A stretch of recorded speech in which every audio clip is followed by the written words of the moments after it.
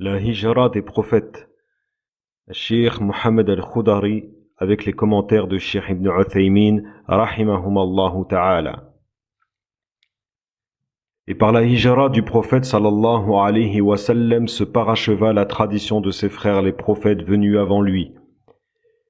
Il n'y a pas un prophète sans que la terre qu'il ait vu naître ne le repousse et qu'il émigre de celle-ci.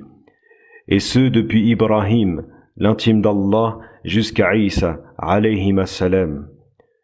Tous, et malgré la haute distinction dont ils jouissaient et la place éminente qu'ils occupaient, furent méprisés par leur peuple. Ils firent donc montre d'endurance pour servir d'exemple à ceux qui, après eux, les suivraient. Un exemple de constance et de patience face aux persécutions et autres déconvenues, tant qu'il y avait en cela une obéissance à Allah.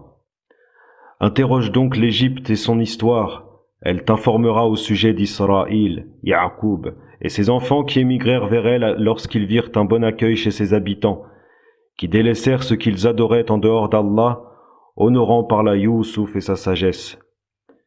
Puis les années passèrent, et les Égyptiens oublièrent ce que Youssouf leur avait apporté et son mérite sur eux. Ils opprimèrent alors et persécutèrent les fils d'Israël. C'est ainsi que Moussa et Haroun fuyèrent avec eux, afin de leur permettre de donner son droit à Allah en l'adorant seul sans rien lui associer. Plus tard, le Messie fuit les Juifs lorsqu'ils le démentirent. Ils voulurent le tuer. Interroge de même ces cités sur lesquelles s'abattirent le châtiment d'Allah en raison de la mécréance de ses habitants, telles les cités des peuples de Lut, Ad et Thamoud.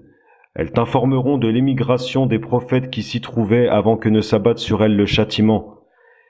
Il n'y a donc rien d'étrange à ce qu'il sallallahu alayhi wa sallam ait été contraint d'émigrer de cette terre dont le peuple lui empêchait de mener à bien ce qu'Allah attendait de lui.